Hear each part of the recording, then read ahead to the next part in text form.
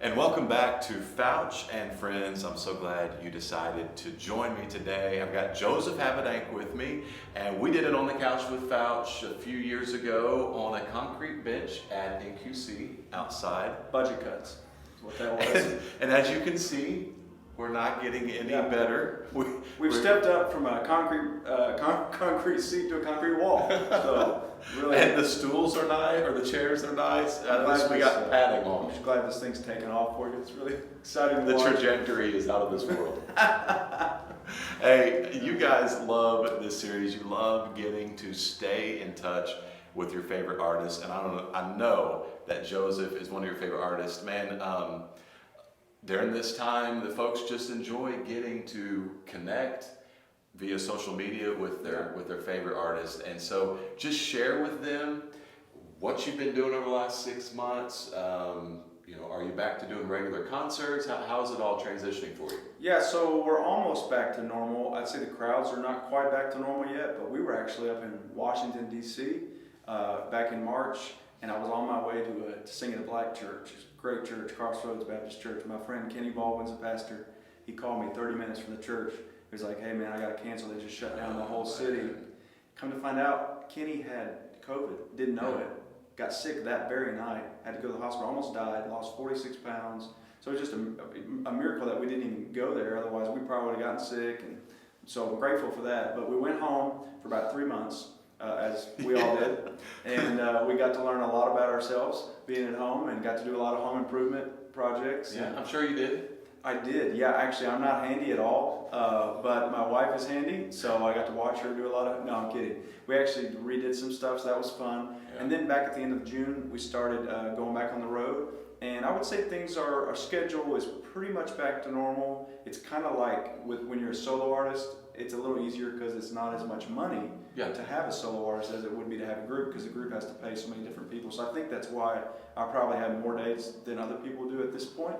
But I'm really grateful. We just had 5 concerts this weekend. I think we got 2 next weekend. We had 3 last weekend. So anywhere from usually 2 to 4 right now. And we take off 1 weekend a month to be home, and I'm really grateful for that. And Lindsay and I, a lot of you know, I travel with my wife Lindsay, who really runs the whole thing. She does the sound and the video and sets everything up, sells product, and does product inventory. Then we go home. She's actually right outside this door right now working on social media for my next single, Goliath, which is she just works all the time. She loves it, and we have a great time just seeing the world together, and that's what's been going on with us. I'm glad to be back out here and singing again. It's not so much, because I think people were worried about the money.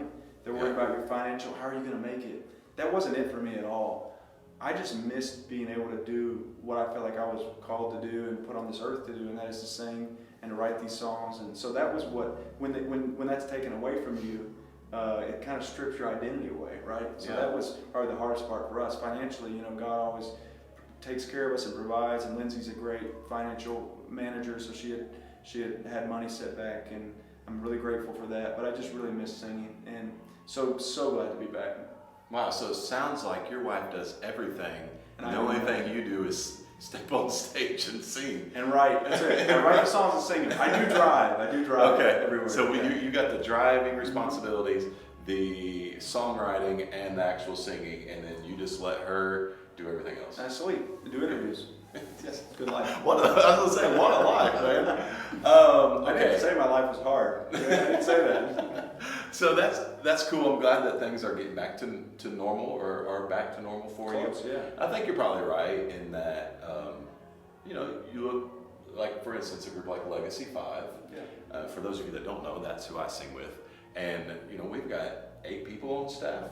Yeah, so that's a large salary to. You see the 5, but you don't see the other people behind the scenes. Yeah. So being able to just go in and say, hey, we're one family. We do still have obviously a lot of expenses, but not as much as a group of 7 or 8 people. So I'm glad it's getting back to normal for you. What has there been? Has there been anything that has popped up yet, as you've been getting back out on the road, that has been eye-opening for you, or any experiences yet? Has anything changed for the concerts and the people you're singing to? I think people are very hungry because they've been kind of malnourished spiritually in the last 3 months. Yeah. Especially for gospel music. Yeah, absolutely. And I think that has been good. I will say that a lot of churches are only seeing about 60% of their people that have come back so far, and that's kind of scary. But, I believe that God has a plan for all of this. And last night I was at a church, and it was a small church, but it was a packed house, and there was actually 2 recovery groups there. I don't know, a lot of you know my story, but I come from a addiction background, and the Lord set me free from that about 8 years ago. And so a lot of times a recovery group come out to hear me, just so to hear me give my story. And a lot of my songs are based on redemption and faith, and or redemption, forgiveness, grace, mercy. And so that was pretty amazing to sit out there and watch those people. And anytime I get to help another addict or alcoholic with their recovery is pretty special. But I think it's a really interesting time for the church. I really do. Yeah. Well, speaking of the recovery groups being there, and like you said, I think most of the folks watching know your story, and we did talk about it in the first interview that we did a few years ago. But one thing you do hear on the news, not a whole lot, they don't talk about it a whole lot, but you do hear a little bit about it, is this time specifically being hard for people with addictions. Yeah.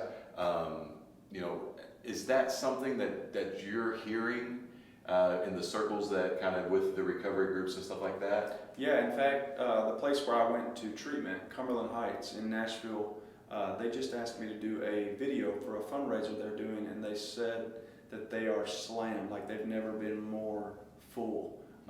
Just so many people are relapsing.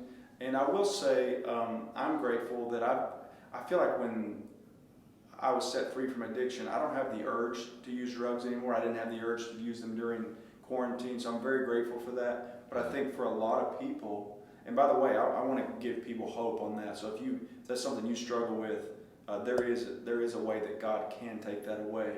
It just requires us to do the work, and it requires surrender, which is a big thing. But it's a really scary time for people that are dealing with addictions or alcoholism. I know that I have somebody in my family who has struggled with addiction for most of his life, and to be honest with you, he has not done well during this. So that's been hard. That's been really hard. But I think we just have to realize that we are never alone. Christ is always with us. He loves us. He is with us. He's faithful, and He truly can deliver us and forgive us for really any sin. I mean, He is that powerful and that mighty and that amazing. That's just the kind of God we serve. Yeah, and I love it that you say, there is hope. Yeah. Don't be discouraged right now. It can get discouraging, but I remember when this first happened, I went to my wife and I was like, babe, I don't know what we are going to do. Nobody's ever seen anything like this. Nobody has ever dealt with something like this, especially in the U.S. And so I was just like, I don't know what's going to happen. I don't know what we're going to do. I don't know how I'm going to make any money. I don't know. And I remember she said, just stop, just breathe, take a breath, and take it one day at a time. And remember to keep putting your faith and trust in the God that we serve and in the relationship that we have with Him. And I think something we've forgotten about all this is that we serve the great physician, right? So the coronavirus really is not anything to Him. He cares about it, but He can heal people of that. And I know it's a serious thing, and I know there's other things that are wrapped up in it, turmoil. And I want to say to people that get discouraged, like, don't beat yourself up for getting discouraged. I've been discouraged through this. You obviously, after you just shared, you've been discouraged through this. Anybody, I think everybody I know has been discouraged through this, whether it's because somebody got sick or because of the turmoil or because of the divisiveness or the political aspect of it. I mean, it's very discouraging. Or maybe you're out of work, or, there's so many different horrible things. But I do believe what the Bible says is true, that God works all things together for our good, and especially to those who are called according to His purpose. So I think that's what we have to remember, and He's going to work this, and we're going to look back and go, remember that coronavirus thing? Man, that was brutal. That was crazy. Look what God has done through that. Yeah. And I know there's a lot of people that read the book of Revelation, and there's a lot about it's going to get worse, and it's going to get worse, and it's going to get worse. And yes, I believe that's true in some ways, but I believe that Jesus will not forsake his children. He will not forsake the kingdom of God. And so I think we have to rest in that. Yeah, that's good. So, okay, you said you've been writing, you've been doing all kinds of different stuff, as we've been talking, doing a bunch of different things during the downtime. So what is coming in the future that you've been writing that you're just thrilled and you cannot wait to present to the folks? Well, I have a new album that I'm getting ready to go in the studio and do. So I wrote my whole next record during quarantine.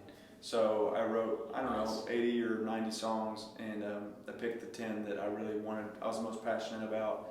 And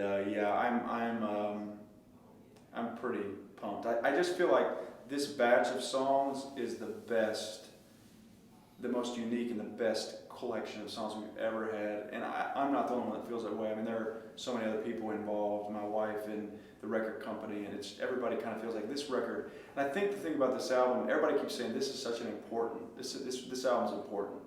And I think it's important to them for my career, but what's important to me about this record is the language of the songs, what I'm trying to say. There's songs that talk about religion and how it's just not working. Religion doesn't work. It's about a relationship with Christ, right? It's about, we want Jesus. We don't want religion, we want Jesus. Yeah. There's a song about Judas on there. There's a song about addiction on there. There's a song about Adam and Eve and Eden, a song called Rise Above Eden. There's so many different things that I've never talked about before that I'm just really, really passionate about. And I really can't wait to share it with everybody. So, yeah, I'm pumped. Hey, I'm pumped too because I download your albums when you release them. I listen to them. Really? Absolutely. They're on. I'm using my phone to record this, but they're on there, man. I don't believe it. Oh, whatever. I'll show you. But I want to take a screenshot. I'm gonna tag you in it. Post it. Look at here it is. You got mine too, I'm sure. I do. Yeah, I love the old man. What's the one about the man? You know the one. Yeah. No, the one about Jesus. No. I really do. I do. You asked me to listen, or you actually asked me to. I won't tell you what he asked me, but he asked me to do something, and I did it, and I listened, and I love Matt's voice, and he actually sings a song that I wrote on the latest Legacy album. 5, yeah, Pure Love. And you're very, I will say this, in regards to the new Legacy 5 group that we've had together for about a year and a half now. You're very complimentary and you're very encouraging for that. And the album Pure Love, you've got a couple on there that you did. 3, yeah. Yeah. So, let's see, Begging for Change. Middleman, I Believe the Book. Middleman and I Believe the Book. So, Joseph, if you heard the song I Believe the Book, I think that went to number 3 on the Singing News. Should have went to number 1. Should have. But, or you heard it live in concert. Great book. So, hey, apparently we got to go. Love you guys. Thanks for tuning in. The knock has been given to us. Thanks, guys, for being here. Thanks so much. And watching Fouch and Friends.